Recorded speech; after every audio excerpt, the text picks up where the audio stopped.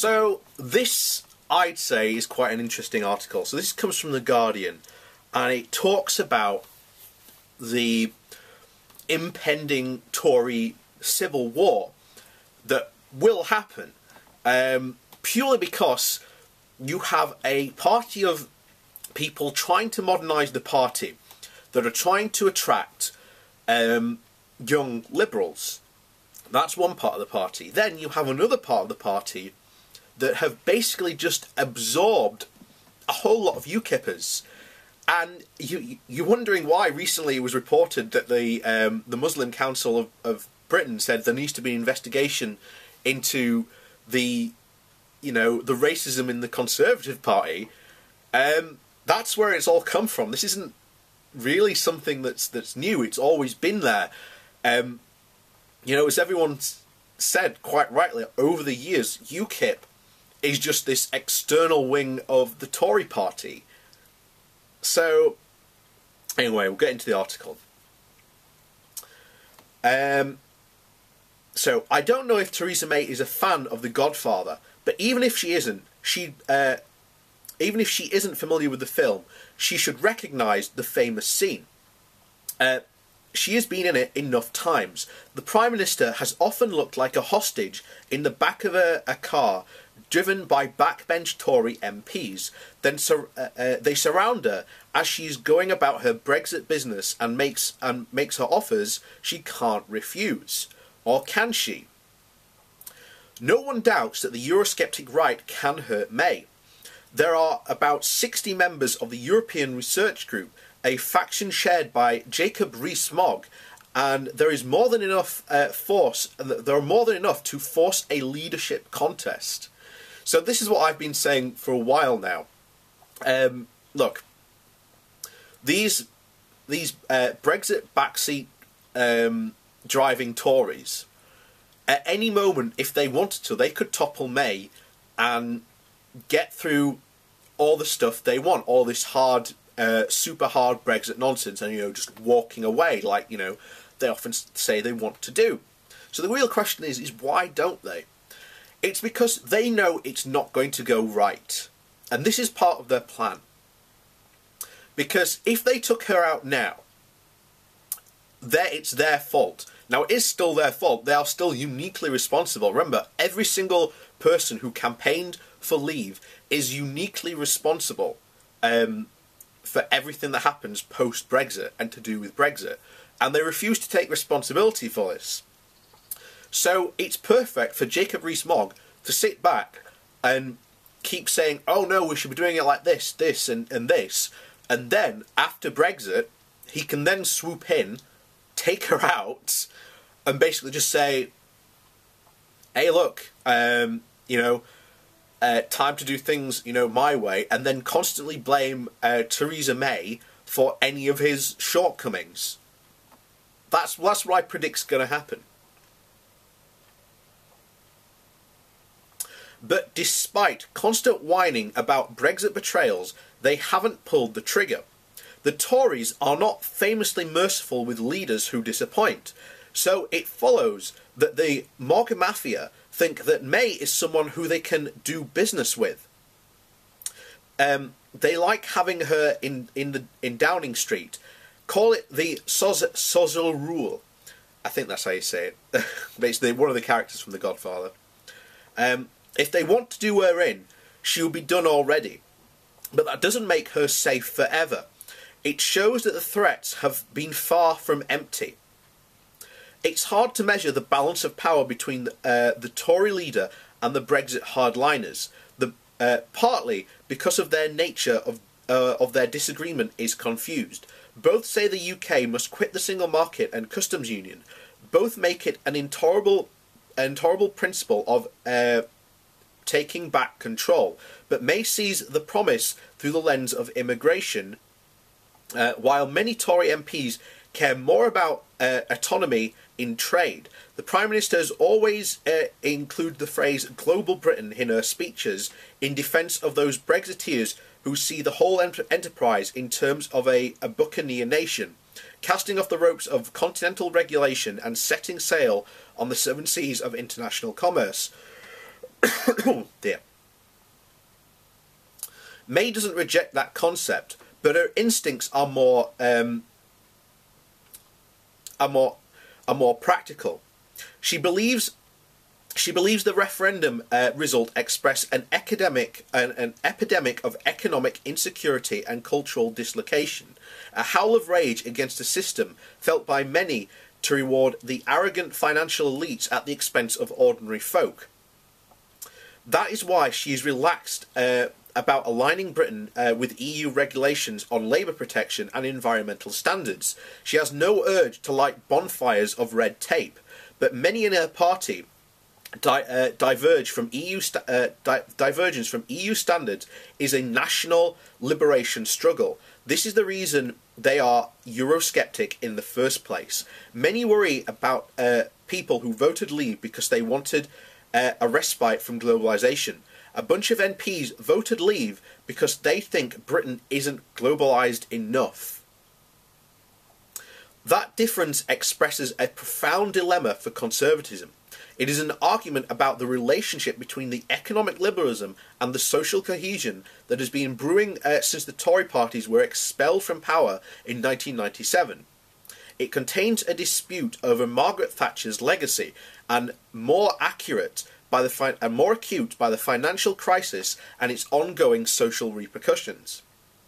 And as I've said many times over, a lot of people who voted for Brexit shouldn't really be angry at the EU, but they should be angry at the government, because it's the government that have basically refused to really tackle the whole 2008 crash seriously and to start to put in reforms and to invest in places in this country where investment is really needed.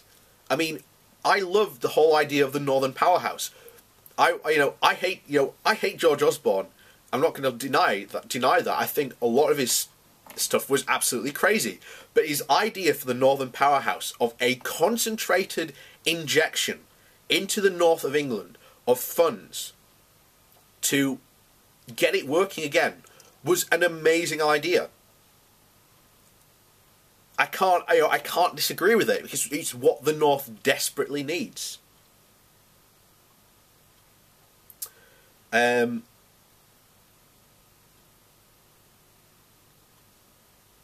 So where we are. Yeah.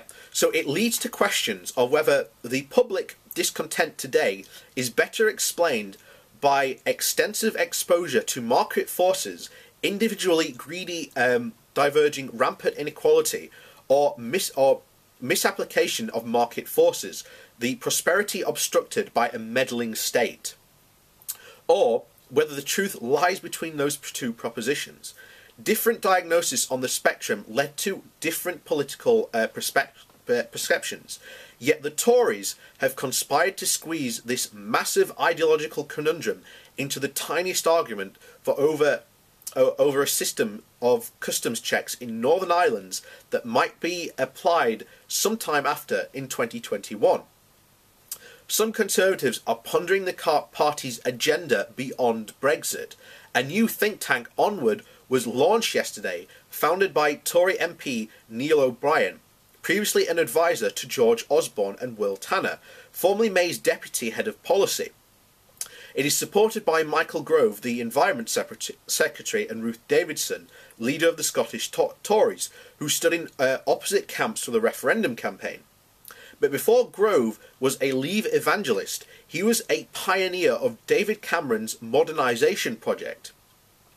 It is revealing as a judgment of the way the Westminster wind is blowing, that has now chosen to emphasise that this section of his CV. The aim is to develop ideas that will attract younger, socially liberal voters who currently recoil from the Tories. The party's poll share is propped up by ex-Ukippers and pensioners. So this is not going to hold them up forever. Look, they barely won the last general election. They now have to be propped up by the DUP. And I think you are now potentially looking at, particularly as a lot of people have forecast, that the Liberal Democrats could be coming back into power, and that the whole, I think it's, 13,000 votes is no longer enough to win your party a majority in Parliament. And as that as the Liberal Democrats grow, the more of these people are a lot more socially minded are going to be tracking towards Liberal Democrats, which reduces their share even more. They cannot rely on these ex-Ukippers and pensioners because there aren't going to be a lot of those around for too much longer. So it's obvious that they have to now modernise. And to begin with, remember, these were people who didn't take momentum seriously to begin with, and now they're like, oh Jesus Christ. There was a report, I can't remember a couple of days ago, but it basically said at the rate things are going, it could be potentially that the Tory party might not be in power for over 40 decades because of the voting trends of younger people. So that definitely has to have them running scared, and this is why they've, Onward's been launched. So no one seems to be able to say how the imbalance will be redressed, but identifying the problem is a start. It is also a point of difference with the monomatic strain of Brexit Toryism that seems to have lost interest in public opinion since the referendum. As if democracy peaked on the 23rd of June 2016, and that nothing voters might subsequently say could count as much. Not least before the job of leaving the EU is complete. May isn't that kind of Eurosceptic, nor does she have the strength to face the zealots down. And neither side can express what the disagreement is really about. Do they really know do they really know anymore? Many Tories take it for granted that Europe is the cause of division in their party, so a fresh start must be available on the other side of the Brexit rainbow. But maybe the opposite is true. Europe isn't the great conservative schism anymore. It has become the thing that distracts them from the other problems. That is why May is still their leader. She is the no man's land candidate, standing between the factions and representing none, deferring the civil war. It might be fought one day, maybe. Then the Tories will have to work out what it is they are actually fighting over. And I completely agree with that. You've got all this stuff that the Tories have really recently done, and Brexit will break them completely, because Brexit is not going to be anything good. It will be a disaster. And not only that, but you've now got a lot of people who voted to leave are now saying, well, hang on, you guys said at the referendum campaign we could become like Norway. That's why I voted to leave. There are a lot of people who know that, and you can go back and you can see all the... I've said this constantly, the Leave campaign ran such a vague campaign of what they actually wanted. And the whole idea was to try and attract as many people as they possibly could, from people who were just, yeah, let's leave completely, to the other people who were like, well, we want to leave politically EU, but we want to stay in the customs union single market because we recognise how important those are to our country. So you now have those two sides, and I think generally if you were to poll every single Leave voter out there, if you sent a thing to all of them saying these are the options, I guarantee you the Norway option would come out on top. I no doubt of that fact. But the thing that infuriates me is you have now all these Brexiteers who are now talking about how important free trade agreements are and how important trade is. And you're like, hold on a second, guys, do you realise what we're actually leaving and what the European Union actually is? It's the biggest free trade area in the world, and it is the most successful. And there are other countries that are building similar blocks, because the future of the economics is not based on single countries. It will be about economic blocks. So the idea that Britain can just sail away is completely false. We will have to follow someone's rules when we leave. And signing a trade agreement, as I've said many times, you look at all the things that America wants from us from a trade agreement standpoint. No one in their right mind would vote for that stuff, but that is a loss of sovereignty. And this is what a lot of people can't understand. Modern trade agreements are about sovereignty these days. And yeah, this is somehow an important peak point. And yet, a lot of the Leave campaign, again, ran this sort of very anti-globalist campaign, yet now you have, again, the Tory party pushing for more globalisation, all this type of stuff. You've got Mog, who owns a business in what is called emerging markets, and this is basically places like Brazil, where it's an emerging market and things are just really starting to happen. He wants to be free of Brexit so that he can throw all his investment into places like this and get a slice of their pie. One thing, a fact that you have to admit in this country is we are not makers in this country. 80% of all jobs in this country are service industry based. The most normal trade agreements you can think about have nothing to do with services. It is primarily to do with raw goods. That's what a normal free trade agreement is. But the EU has built a complete system with the Single Market and Customs Union where this can happen, where not only trade but services can flow, and you have to have free movement of people to have that service flow. You've now got Australia saying, oh yeah, we'll do this really comprehensive free trade deal and it'll be amazing and it'll be ready before Brexit. And you'll be like, guys, free trade agreements are not done in that amount of time. Most free trade agreements take about 7 to 10 years to actually be able to sort out.